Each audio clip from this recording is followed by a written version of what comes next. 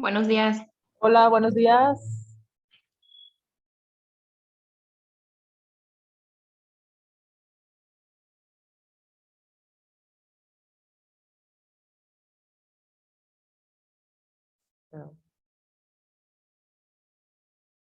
Vamos a esperar un momento a los compañeros para poder iniciar.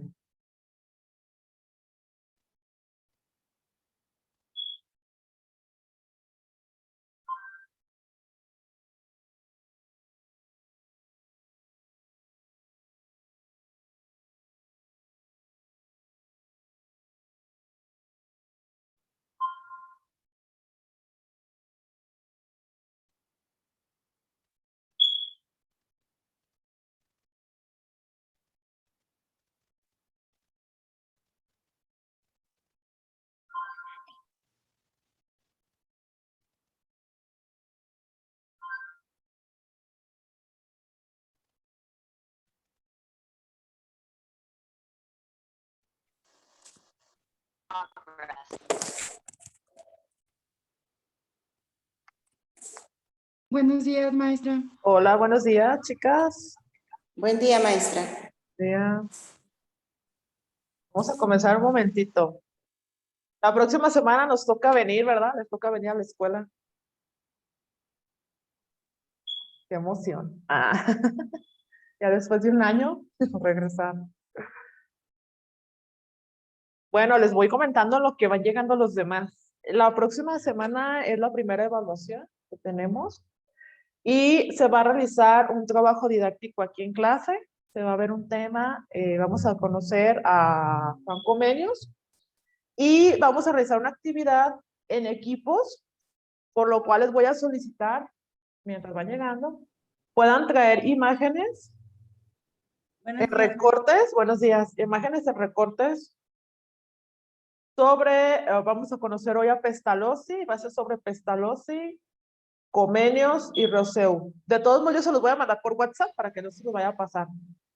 Y posteriormente les voy a enviar el número de equipos, van a ser 5 equipos, donde van a trabajar la exposición que va a ser más adelante y esta primera evaluación, ¿de acuerdo? Entonces vayan apuntándole, que va a ser imágenes ya recortadas, entre sus pegamentos y 3 marcadores de colores, 3 sus marcadores, marcatextos.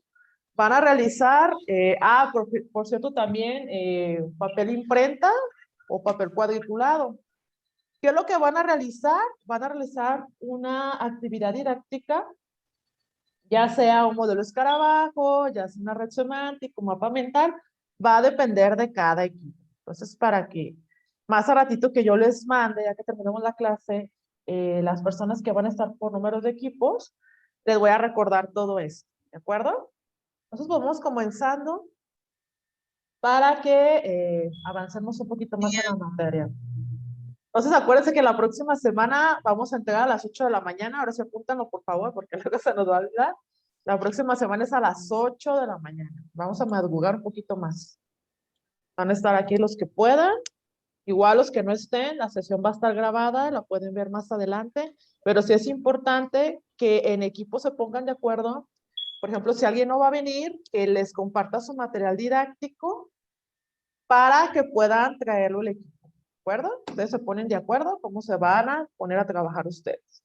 Pues comenzamos la unidad número 2. En la unidad número 2 vamos a aprender, como pueden ver en la presentación, acerca de grandes pedagogos y psicólogos que aportaron a la evolución y la revolución educativa.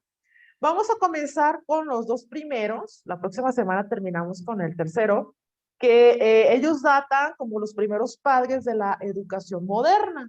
El padre de la pedagogía, pues sabemos que es Homero y es parte de la educación griega, pero tanto Rousseau como Pestalozzi y Comenius son los padres de la educación moderna, de la cual vamos a ver algunos puntos que hasta el día de hoy se siguen utilizando. Bueno, pues el primero va a ser Jean-Jacques Rousseau. Si gustan apuntarlo, vayan tomando sus notas, más adelante pueden leerlo con calma en su casita, para que vayan viendo las ideas que van a sacar, la lluvia de ideas para su trabajo de evaluación, ¿de acuerdo? Vamos con el primero, Jacques Rousseau. Déjame ver que me deje. Ok, Jacques Rousseau nació en Ginebra, Suiza, y murió también en Suiza, en 1712 a 1778. Entonces, vea la fecha aproximadamente desde cuando comienza la nueva era de la Ilustración, conocido también como la era del Renacimiento, cuando resurge nuevamente la educación, resurge después de lo que es el feudalismo, como lo hemos visto anteriormente, cuando vemos el racionalismo, toda esa parte donde muchísimos siglos no se pudo avanzar la educación, solamente era por parte de la iglesia o por parte de la política. Aquí estos primeros personajes que vamos a ver rompen con el esquema y comienzan a modernizar y a tomar ciertos puntos de vista que hasta el día de hoy, como les he mencionado, se siguen utilizando. Bueno, ¿quién es Rousseau? Pues él fue un escritor, él fue pedagogo, filósofo, músico, botánico y naturalista. Él es definido como uno de los primeros ilustrados porque presentó grandes contradicciones en contra de lo que era la política y en contra de la religión y la forma de educar en aquella época. Por eso también se ganó el respeto de uno de los más grandes inventores que fue Voltaire y siendo considerado como los primeros del prerromanticismo. Entonces aquí tenemos el primer dato, fue de los primeros en la era de la Ilustración. Se puso mano a mano con Voltaire en cuanto a la evolución. Voltaire es por parte de la física y la mecánica, mientras que Rousseau es por parte de la educación. Sus primeras ideas fueron con un giro copérnico. Recuerden que vimos a Copérnico, donde él ya decía también por parte de Descartes, lo vimos la semana pasada, que todo lo que teníamos en mente, todo lo que queríamos decir que era una teoría, una metodología, una ciencia, tenía que llevar una comprobación y ciertos pasos.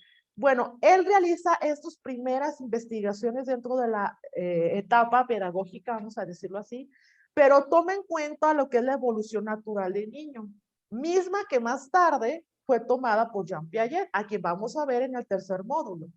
Y también él empieza a clasificar algunas materias que son directas y prácticas, tomando en cuenta lo que es la teoría y lo que es la práctica, para que el conocimiento del niño y el conocimiento de cualquier persona, porque en aquella época también él luchó porque la educación fuera no solamente para los niños, sino para toda la población, para todos los analfabetas. Entonces él buscaba materias que fueran de importancia, también la práctica dentro de la misma, para que las personas no solamente se fueran con la teoría, sino por parte de la que son los pasos metodológicos, encontrar la comprobación y el uso correcto de cada una de ellas.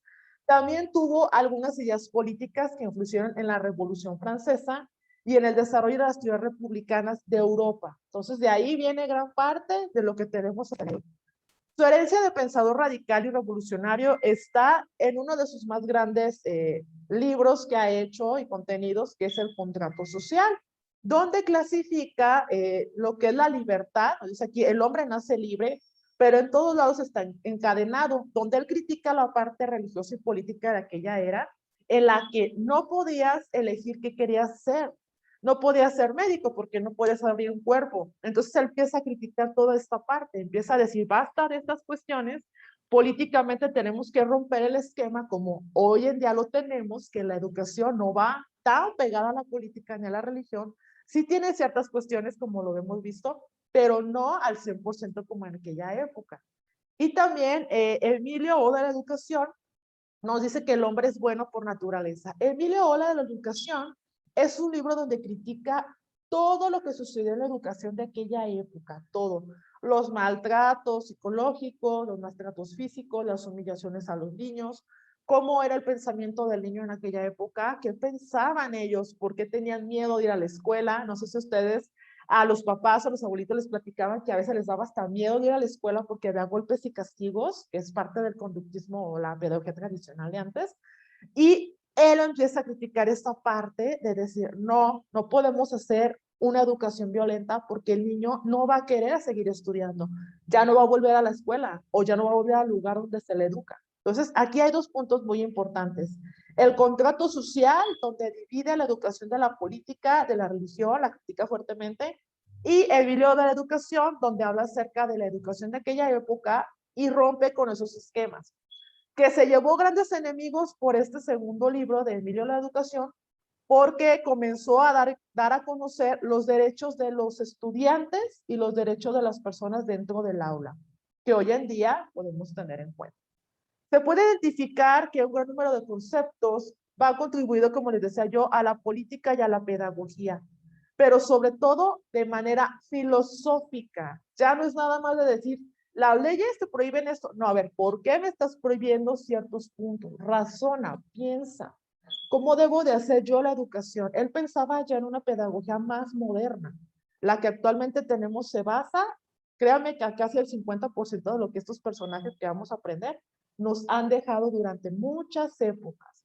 Los conceptos como los contextos en los que va en primer ámbito la globalización, él ya tomaba parte de esto porque en aquella época también empieza la migración de personas de un país a otro, nación a otra, y él comienza a darse cuenta que la globalización va creciendo cada vez más y va evolucionando también, como lo he visto el día de hoy, con tecnologías, la Revolución Francesa en aquella época con las fábricas, con las máquinas. Entonces, imagínense el sorprendente evolucionismo que tiene también la educación por parte de, porque no solamente es decir, vamos a crecer de forma industrial, pero tienes que educar a las personas para que puedan utilizar las máquinas, comportarse dentro de una fábrica, puntualidad, respeto, valor, todo eso es parte de la educación que vamos a ver más adelante. Y bueno, referente a lo mismo, también nos dice que evoluciona la concepción de la niñez y su educación. Toma ya en cuenta partes cognitivas. ¿Cuáles son las partes cognitivas? El cómo ve la educación el niño, por medio del libro que les digo de Emilio La Educación, cómo se siente dentro del aula, qué piensa acerca de los maestros, qué piensa acerca del aula, y es, entre comillas, como nos marca este primer párrafo, considerar al niño en el niño, no un niño en el adulto, que muchas veces decimos, oye, tienes que dejar que el niño en el aula se comporte como lo que es, no como un adulto. Sabemos que tenemos que tener algunas reglas que vamos a aprender cómo se les llama más adelante, normas, principios, pero también debemos de recordar que son niños.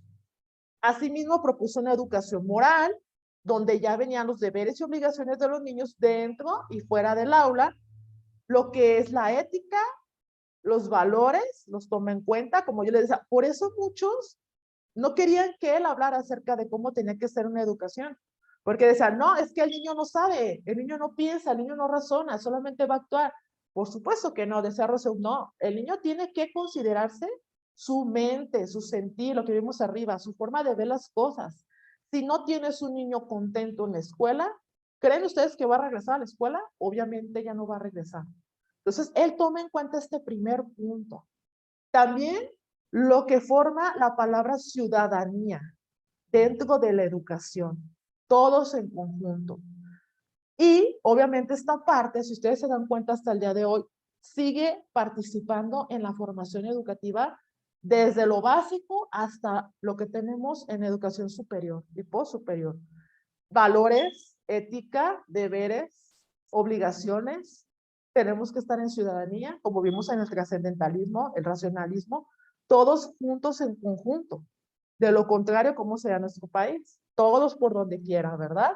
De esta manera también empieza a hacer una división entre lo que es la política y la pedagogía. Él comienza a decir, aquí tu política puede ser leyes que favorezcan a la educación. Solo esto, nada más. No puedes opinar acerca de la forma que yo voy a educar a los niños. La política ya no entra en esta forma, mucho menos la religión, ya no. Entonces rompe con ese esquema como que hemos visto con sus grandes aportaciones. ¿Hasta aquí alguna aportación que quieran dar, chicas, chicos? ¿Todo bien? Bueno, él toma Sí, algunas áreas muy importantes. La primera, el área de la igualdad. Ahí están los PDFs que los comparto. Yo solamente les traje lo más importante. Ustedes pueden leer más adelante, si tienen el tiempo, obviamente, de leer de qué se trata todo esto. Toma en cuenta la igualdad. ¿Para qué, Katia? Que ya te vi, Katia. ¿Para qué es importante la igualdad en la educación? Pues yo creo que para que todos tengan un mejor conocimiento y aprendizaje, ya que, bueno, lo que es pobres tanto como ricos, que todos tengan el mismo conocimiento, ¿no? Que tengan las mismas oportunidades y pues para desarrollarse dentro de la sociedad. Aunque no es así, pero debería de. Ujú.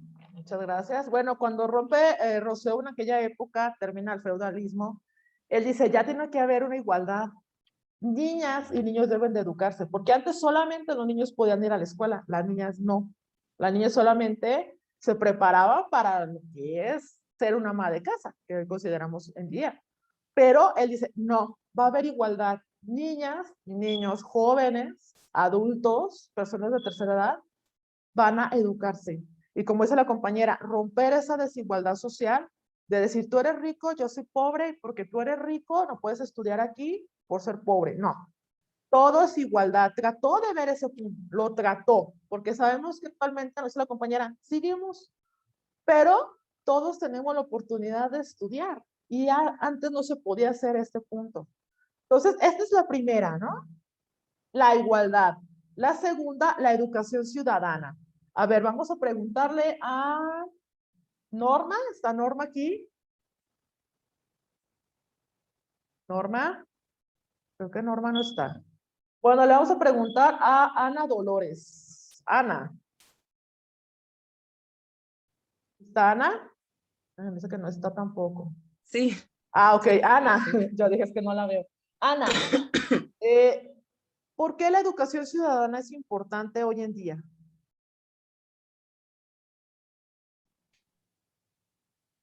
Para tener una... ¿Qué? ¿Qué me dijo esto? Una... La educación ciudadana. ¿Por qué es importante hoy en día?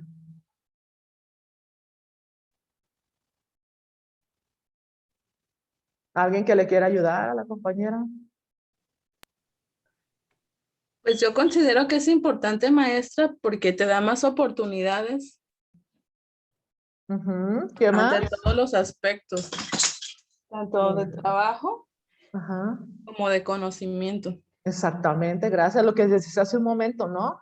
Cuando nace o cuando llega la Revolución Francesa, la Revolución Industrial también, gracias Ana, no solamente era educar en la escuela, era educar cómo te vas a comportar dentro de una fábrica, dentro de un trabajo, cómo debes de tus horarios, tu puntualidad, el vocabulario, limpieza, todo. Los que han trabajado en empresas sabemos, yo ya trabajé en empresas, sabemos qué es esto, de decir, aquí está mi reglamento y así se va a trabajar, así se tiene que hacer, donde sea. Pero te preparan, nos dice, aquí en este punto de vista, lo que es la obra maestra de una buena educación es hacer un hombre razonable, pero dentro de lo que es la ciudadanía.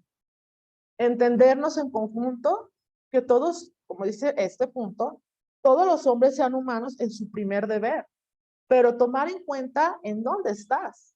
No nada más, bueno, yo aquí en la escuela me comporto así, me comporto así. No, tomar en cuenta cómo debe de ser tu educación dentro de la escuela. De esta manera, todos esos puntos los toma en cuenta Montessori. Todos conocen a Montessori, ¿verdad? Y Paulo Freire, aquí en América Latina.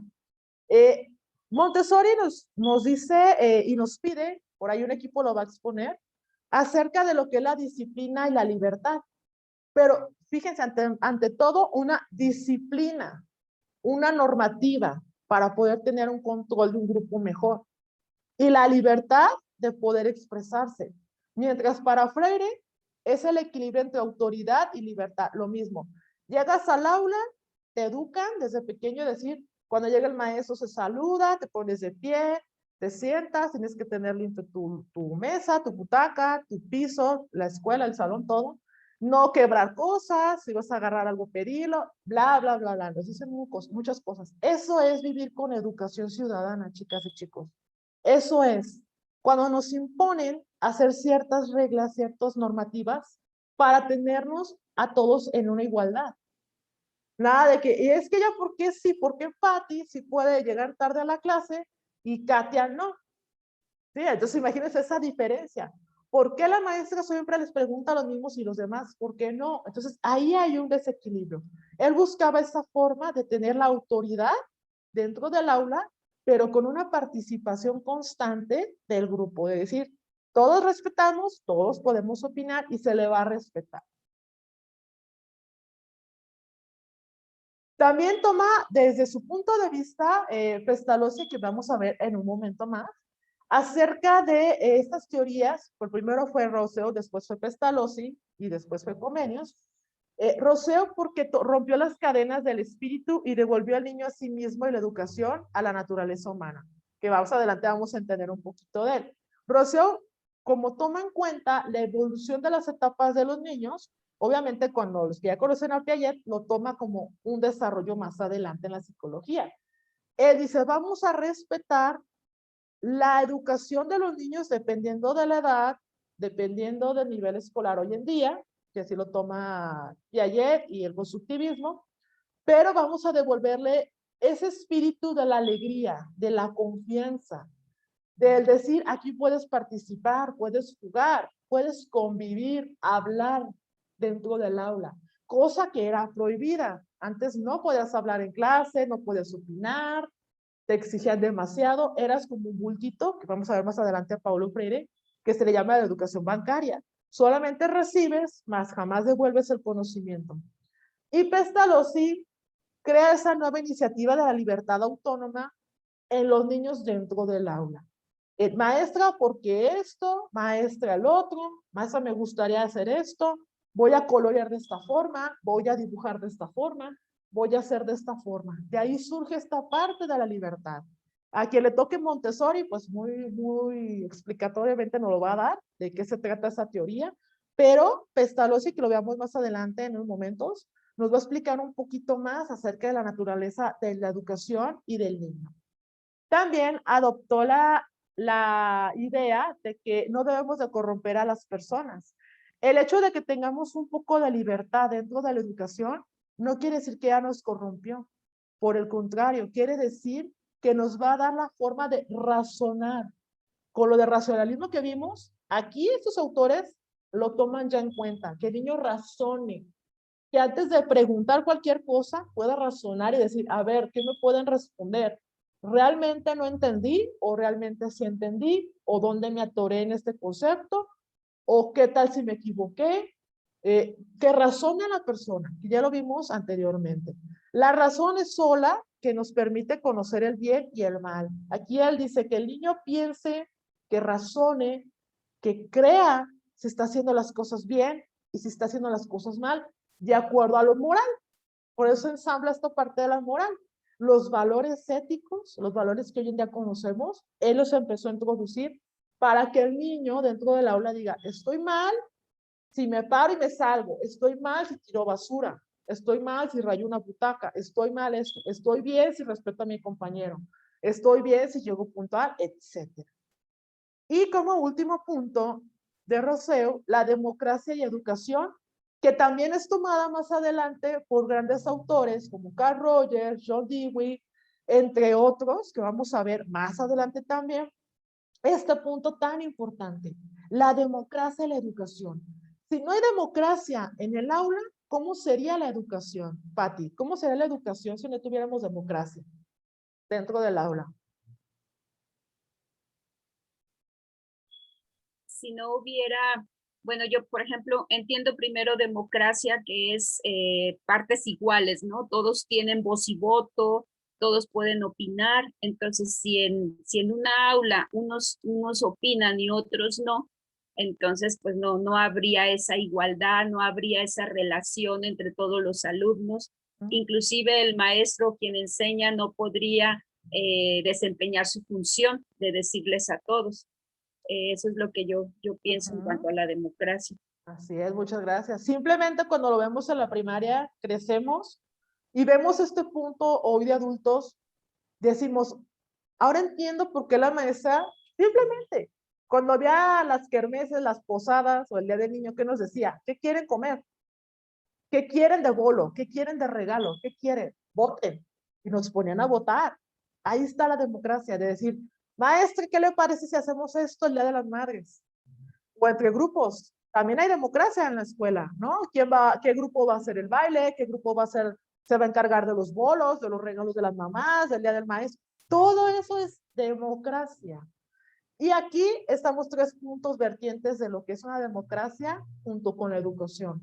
El primero, la asociación y soberanía popular, que es lo que estamos viendo, la libertad de decir, bueno, yo voto por esta comida, yo voto por este horario, yo voto si voy a clases o no, cuando ya vamos a regresar. La segunda, la igualdad sociopolítica, la igualdad en cuanto a los derechos y obligaciones. Yo también puedo hacer esto. Tengo la libertad y la igualdad de poder estudiar. La igualdad de poder, si en una escuela nos piden el uniforme, de llevar el uniforme, porque hay igualdad. Sé justicia, la justicia siempre ante todo. Que me culparon de algo, a ver, vamos a ver qué pasó, vamos a aclarar las cosas. Resulta que fue un error, perfecto. A eso se le llama justicia también, no culpar a los niños ni culpar a las personas.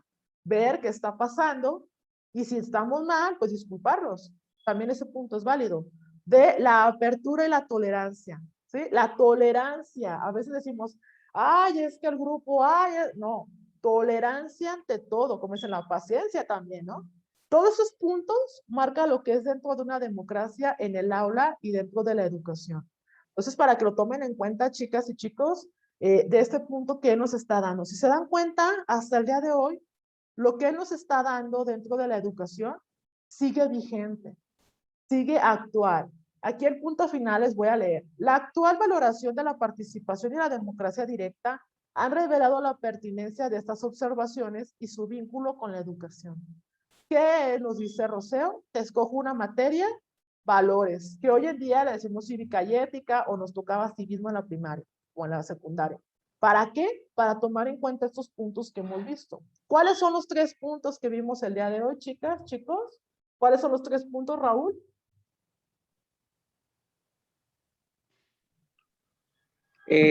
Vimos lo que era igualdad, la Igualdad, educación ciudadana y ciudadana, la democracia y educación. la educación. Muy bien. Pues hasta aquí, ¿alguna duda que tengan sobre Roseo, chicas, chicos? Es algo muy breve. No, gracias. ¿Todo muy bien? Muy bien. No, gracias, dice la compañera. Todo está muy bien. Pues vamos con el segundo autor para explicarles un poquito de cómo se va a hacer su evaluación para aquellos que acaban de llegar hace ratito. El segundo autor es Giovanni Enrico Pestalozzi, también es uno de los padres de la pedagogía moderna. Como pueden ver, también es de Zurich, Suiza. Los que tengan la oportunidad de viajar a Suiza pueden ver sus monumentos, sus escuelas que están ahí presentes. Bueno, él es uno de los grandes aportadores también de la educación que continúa a Jacques Rousseau, pero él se basa ya en ciertos principios y en ciertas áreas que hoy en día se siguen más utilizando, más sobre todo en cuanto a la metodología educativa. Bueno, él fue reformador de la pedagogía tradicional y dirigió su labor a la educación popular. Lo mismo que Rousseau, no me voy a ir a una educación privada, me voy a ir a una educación. ¿Manden, Miriam? ¿Sí se ve? ¿Puede repetir el nombre de quien está mencionando? Gian Enrico Pestalozzi. ¿Sí? Ok. Gian Enrico Pestalozzi. Yo le digo Pestalozzi porque así lo conozco más. Al otro le digo Rousseau. Ya cuando me preguntan por Comenius, pues también ya sé quién es Comenius.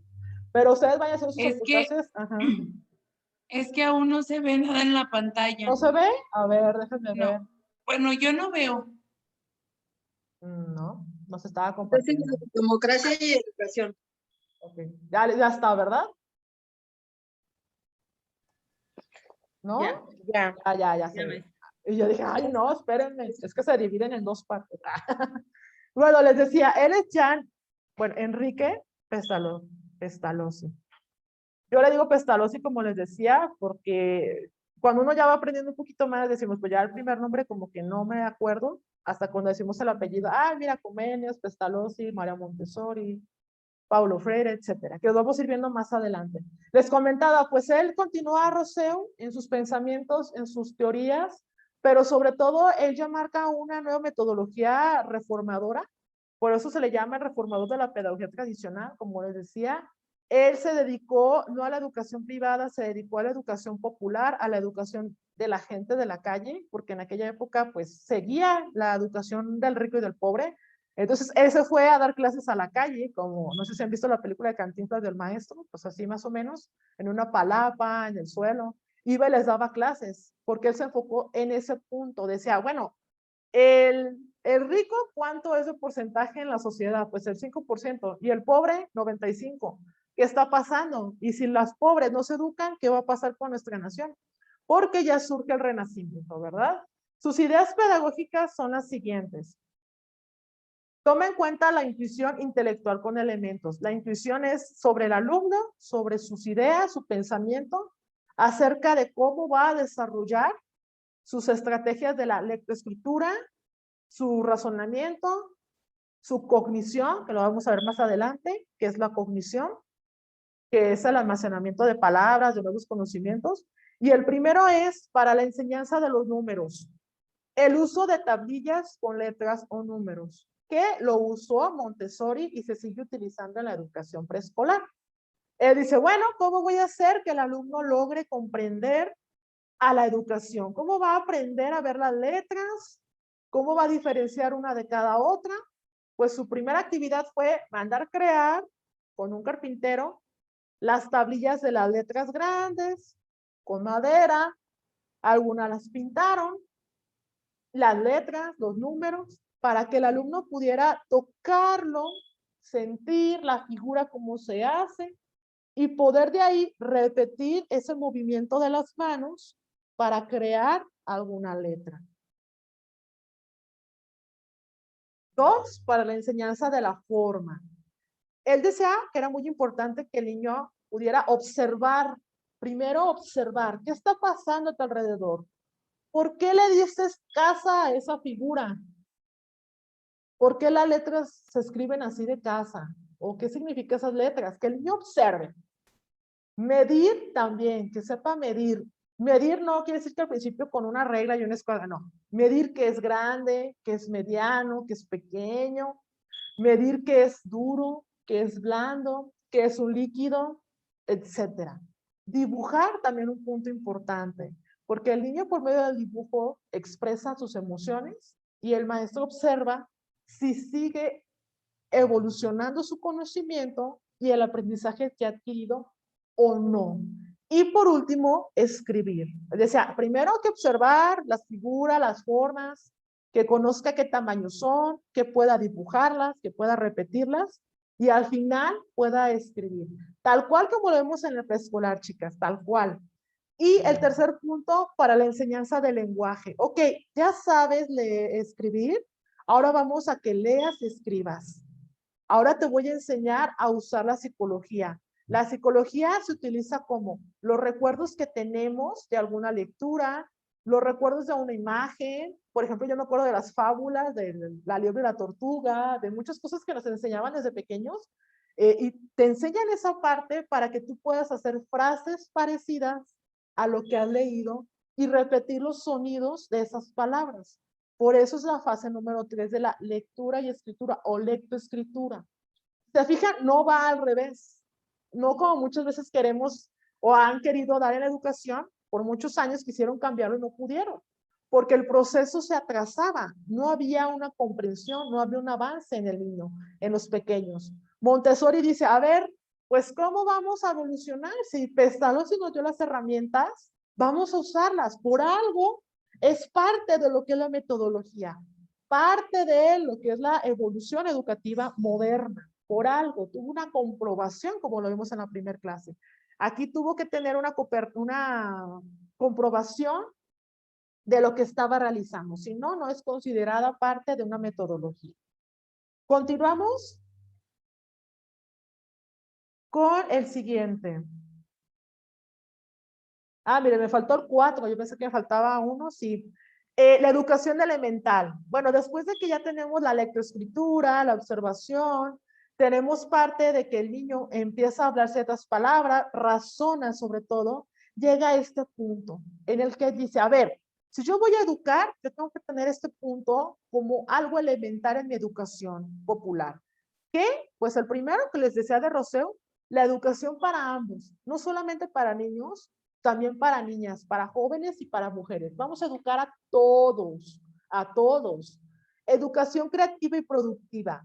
Lo que hacemos hoy en día, hacemos mapas mentales, hacemos dibujos, recortes. ¿Cómo educan en el preescolar? Por medio de imágenes, de sonidos, de canciones, de juegos. Esa es la parte número 2. La 3, lo moral y la religión. Entender qué es la religión por una parte y entender qué es la moral, que ya vimos con Rocío, por otra parte, para tener una igualdad, para tener la democracia. La educación social, ese es el otro punto. ¿Cómo debo yo de comportarme? Como les decía, en una empresa, en la escuela, en mi casa, con mis vecinos. ¿Cómo debo de hablar? ¿Cómo debo de responder? De comentar, eliminar ciertas palabras, modificar ciertas palabras. En la educación social es todo esto, todo su contexto, todo. La educación ambiental, la educación política, la educación religiosa, la educación en casa, el comportamiento en el aula, el comportamiento con las amistades, todo es parte de este punto de la educación social. Y la práctica de la escuela-trabajo. Por ahí, no sé si recuerdan ustedes que nos tocaba ciencias naturales, bueno, me tocó ciencias naturales en aquella época de los 90s, y nos decían, vamos a hacer el experimento del frijolito, el famoso experimento del frijolito, ¿se acuerdan? Pues esa es parte de lo que es escuela-trabajo. Te estoy enseñando cómo crece una plantita. Ellos cómo lo utilizaban, nos vamos al campo, algunos se van a dedicar a la crianza de las abejas, a la apicultura, otros a sembrar, otros a cosechar, a cortar, otros se van a dedicar a lo que es hacer cestos, lo que es utilizar el barro, bla, bla, bla. ¿Para qué? Para que después, como lo vemos en secundaria, que también se utiliza la escuela de trabajo, podamos, si queremos seguir estudiando o hay las posibilidades, hacerlo. Y si no, utilizar esta parte de la escuela de trabajo para el día a día de nuestra supervivencia. Nos marca algunos principios pedagógicos también muy importantes, chicas y chicos. Ya casi terminamos para que no se me vayan a desesperar. Estos temas están muy breves. El primer principio se le llama naturalidad. Es lo que veíamos con Rocío. ¿Por qué naturalidad? Porque va conforme una ley, libertad y cuidado de la naturaleza. Siempre ellos tomaron en cuenta el respeto a la naturaleza, el respeto a la evolución también del ser humano. Lo que yo les decía, estos principios, estas aportaciones que estos ambos pedagogos nos dan, los toman en el constructivismo, lo toman en el conductismo, toman parte de, pero sobre todo ellos decían, bueno, vamos a romper con este esquema de que siempre vamos a estar de esclavos, tener una ley educativa, tener una libertad y un cuidado. No pisar el pasto, que nos lo enseñan en la escuela. No hacer esto. Cuidemos el medio ambiente. Hoy en día mucho más. Hay que saber clasificar la basura, hay que recolectar. No tires basura en las carreteras, no tires basura en la calle. Todo esto es parte de la naturalidad, chicas. 2, educación elemental. Como vimos, siempre tiene que partir de una observación, también de los intereses y experiencias de los alumnos, desarrollar la inteligencia, el sentimiento y la moralidad. Este punto es muy importante. Muchas veces decimos, bueno, yo le voy a dar la clase, que nadie participe, que nadie aporte, que los niños se aburran, ay, no me interesa, yo estoy con el celular, esa es la actividad. Se pierde y se rompe este segundo punto.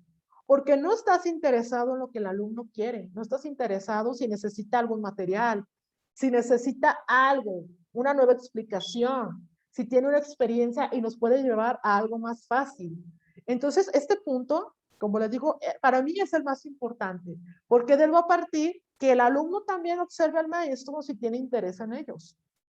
Que el alumno va a ver si le tomas en cuenta como maestro lo que él conoce, un conocimiento previo. Si va a dar a conocer alguna actividad, algún juego que yo como maestro no conozco, pero él sí lo puede dar a conocer para fortalecer un conocimiento. Y la educación física. Pues Pestalozzi ya introduce la educación física que todos, algunos odiábamos, otros amábamos, decimos así, dentro de la educación, ¿no? Como un medio de fortaleza y resistencia corporal. También como un medio de distracción, como la educación griega. Pestalozzi se basa también en el desarrollo de la educación griega, chicas. Pues dice, ¿alguien lo ha visto la educación griega? Todos estos puntos se rescatan, como vimos anteriormente en el racionalismo.